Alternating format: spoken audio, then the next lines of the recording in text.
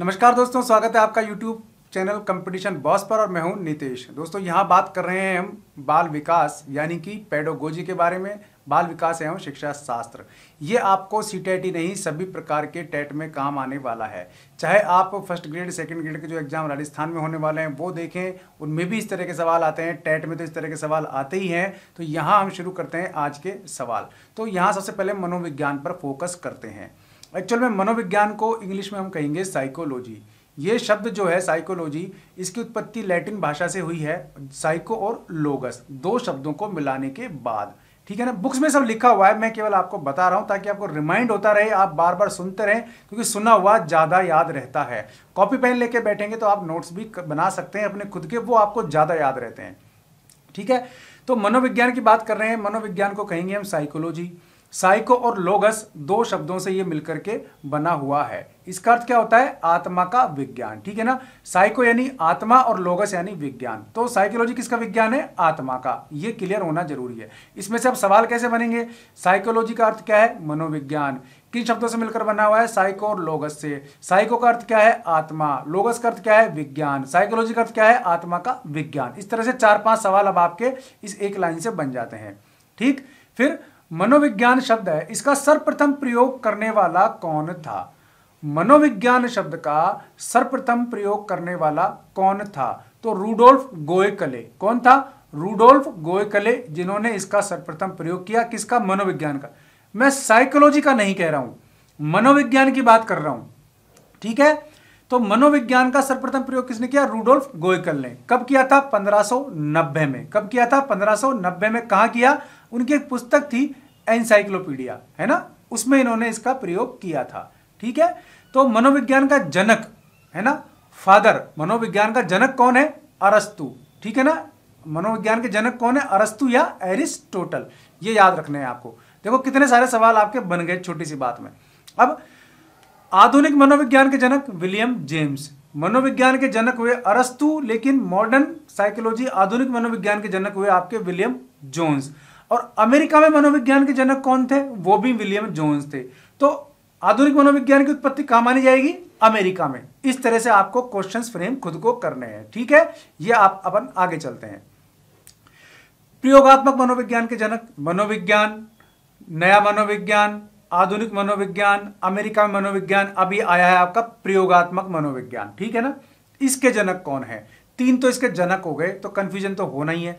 प्रयोगात्मक मनोविज्ञान यानी कि प्रैक्टिकल साइकोलॉजी के जनक कौन है आपके? William wound. ये कहां के थे? जर्मनी के थे। मनोविज्ञान के जनक हुए आपके अरस्तु। आधुनिक मनोविज्ञान के जनक हुए आपके विलियम जेम्स। और आपके प्रयोगात्मक मनोविज्ञान के जनक हुए विलियम वुंड, जो कि जर्मनी के थे। ठीक है, क्योंकि इन्होंने सर्वप्रथम मनोविज्ञान की प्रथम प्रयोगशाला की स्थापना की थी। विलियम वुंड ने जर्मनी के लिपजिंग शहर में सबसे पहले मनोविज्ञान की प्रथम प्रयोगशाला की स्थापना की थी।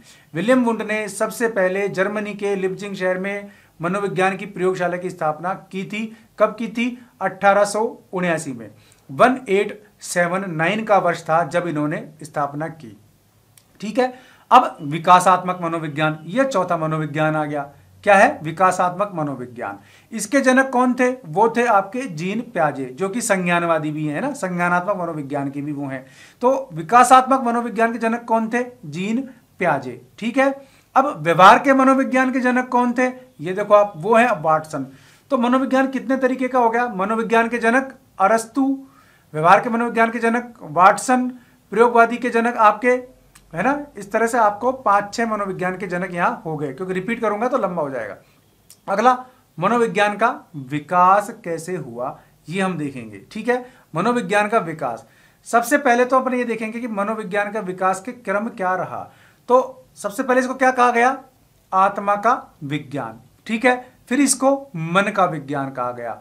अब इसे भी अस्वीकार कर दिया गया है। पहले इसको आत्मा का विज्ञान माना, फिर मन का विज्ञान माना, यानी कि ये बार बार चेंज होता रहा। तो आत्मा का विज्ञान इसको कौन मानता था? प्लेटो मानता था, अरस्तु मानता था और डेकार्ट मानता था। कौन कहता था इसको आत्मा का विज्ञान? प्लेटो, अरस्तु और डेकार्ट। ठीक है ना, ये आपको ध्यान रखना है। फिलॉसफी वाले को ये नाम जल्दी याद हो जाते हैं, पर यहां मनोविज्ञान में भी याद रखने हैं। आत्मा का विज्ञान किसने कहा है? प्लेटो, अरस्तु और डेकार्ट ने। ठीक है, ये 16वीं शताब्दी की बात थी। अब फिर ये मन का विज्ञान हुआ, यानी कि मस्तिष्क का विज्ञान भी इसे कहते हैं, ठीक है ना, मन और मस्तिष्क। तो मन का विज्ञान या मस्तिष्क का विज्ञान भी इसको कहते हैं। ये किसने कहा इसको? पैम्पोलॉजी ने, ठीक है ना, या पंपोलॉजी ने या पैम्पोलॉजी ने, ठीक है ना। तो पैम्पोलॉजी ने इसको क्या कहा? मन का विज्ञान, या इसको कहा मस्तिष्क का विज्ञान। ये इटली के रहने वाले थे, ठीक है ना। ये बात हुई आपके 19वीं शताब्दी की, ठीक है ना, और इसे भी बाद में अस्वीकार कर दिया गया, ठीक है। फिर इसे कहा चेतना का विज्ञान, ठीक है। क्या कहा फिर इसे? चेतना का विज्ञान कहा। ये इसको मानने वाले कौन थे? विलियम वुंट, विलियम जेम्स और जेम्स सल्ली। यानी कि इसमें दो चीज कॉमन है, विलियम वुंट और विलियम जेम्स। फिर कॉमन इसमें जेम्स, तो जेम्स, विलियम जेम्स और जेम्स सल्ली, ये तीनों विद्वान थे जिन्होंने इसको चेतना का विज्ञान माना। ये भी 19वीं शताब्दी में ही चेंज हो गया था, ठीक है। अब ये इसके बाद क्या हुआ? व्यवहार का विज्ञान हो गया। पहले आत्मा का था, फिर मन का, मस्तिष्क का हुआ, फिर ये हुआ चेतना का, और अब ये हो गया व्यवहार का विज्ञान। तो लेटेस्ट मैंने जो लास्ट बताया था आपको, वाटसन के बारे में बताया था। तो वर्तमान में ये व्यवहार का विज्ञान बना हुआ है, और वाटसन जो है इसके सबसे चहेते मनोवैज्ञानिक हैं, ठीक है। तो वर्तमान में क्या है? ये व्यवहार का विज्ञान माना जाता है। किसको? मनोविज्ञान को। अब बात आती है 20वीं शताब्दी की, ठीक है। 20वीं शताब्दी में जे.सी. वाटसन, ठीक है ना, जे.बी. वाटसन थे जिन्होंने मनोविज्ञान को व्यवहार का शुद्ध विज्ञान कहा, ठीक है ना। व्यवहार का शुद्ध विज्ञान और व्यवहार का विज्ञान। तो व्यवहार का शुद्ध विज्ञान की बात आए तो वाटसन को याद रखना है, आपको ध्यान रखना। व्यवहार के विज्ञान की बात आए तो एक बार वाटसन को आपको सेकेंडरी रखना है, ठीक। तो मनोविज्ञान को व्यवहार का शुद्ध विज्ञान किसने कहा है? वाटसन ने कहा है, जे.बी. वाटसन ने, ठीक है ना, ये आपको ध्यान रखना। अब वुडवर्थ क्या कहते हैं ये आप सुन लीजिए। मनोविज्ञान ने सर्वप्रथम अपनी आत्मा का त्याग किया। सबसे पहले आत्मा का विज्ञान था ना ये, तो इसने आत्मा का त्याग किया। फिर इसने मन का त्याग किया। फिर ये मन का विज्ञान हुआ था तो मन का भी इसने त्याग कर दिया। फिर इसने चेतना का भी त्याग किया। सबसे पहले मन का, फिर आत्मा का, फिर चेतना का त्याग किया, और अब ये व्यवहार का विज्ञान बना हुआ है, यानी व्यवहार को अपना लिया है। ये किसने कहा है? वुडवर्थ ने कहा है इसको, ठीक है ना। अब ये मनोविज्ञान की कुछ परिभाषाएं हैं जो मैं पर दोहरा देता हूं, याद रख लें आप तो अच्छा है। थोड़ा सा ट्रिक भी आपको बता दूंगा। स्किनर क्या कहते हैं? मनोविज्ञान व्यवहार तथा अनुभव का विज्ञान है।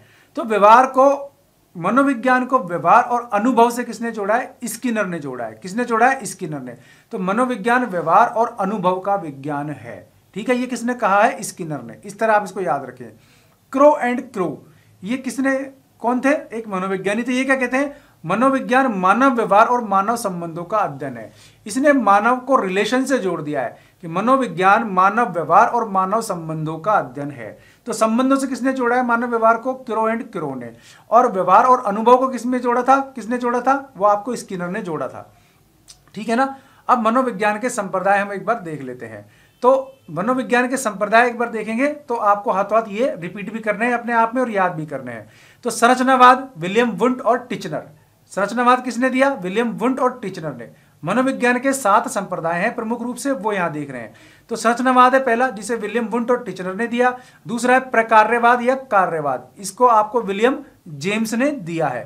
फिर है व्यवहारवाद, जे.बी. वाटसन ने दिया है 1918 में, ठीक है ना। फिर है आपका व्यवहारवाद की स्थापना की थी, है ना, जे.बी. आप इतना याद रखिए, व्यवहारवाद किसने दिया? वाटसन ने, क्योंकि अभी सन पे अपन नहीं जाएंगे। तो व्यवहारवाद किसने दिया? वाटसन ने, ठीक है। अच्छा, व्यवहारवाद के अनुसार मनोविज्ञान की विषय वस्तु क्या होनी चाहिए? व्यवहारवाद है तो मानव का व्यवहार ही इसकी विषय वस्तु भी रहेगी। अच्छा, इसके प्रमुख विधि कौन सी होगी व्यवहारवाद के अनुसार? निरीक्षण विधि या ऑब्जर्वेशन, क्योंकि व्यवहार का अध्ययन किया जाता है इसमें। तो या तो आप किसी का व्यवहार, उसका अध्ययन कैसे करेंगे? उसको देख करके उस पर बार बार निगाह रख करके। तो ऑब्जर्वेशन या निरीक्षण विधि के थ्रू आप इसमें अध्ययन कर सकते हैं। तो दोस्तों ये थे आज के इंपॉर्टेंट क्वेश्चंस मनोविज्ञान के, यानी कि आपकी पेडागोजी के। अब अगले ही ऐसे किसी नए क्वेश्चंस के साथ मैं आपको मिलूंगा। तब तक आप इस वीडियो को बार बार देखें, लाइक कर दें, दोस्तों में शेयर भी कर दें, चैनल को सब्सक्राइब करके ही आप वीडियो को शट करें। तो आज के बस इतना ही। ऐसे किसी यूजफुल वीडियो में फिर मिलता हूं, तब तक के लिए नमस्कार।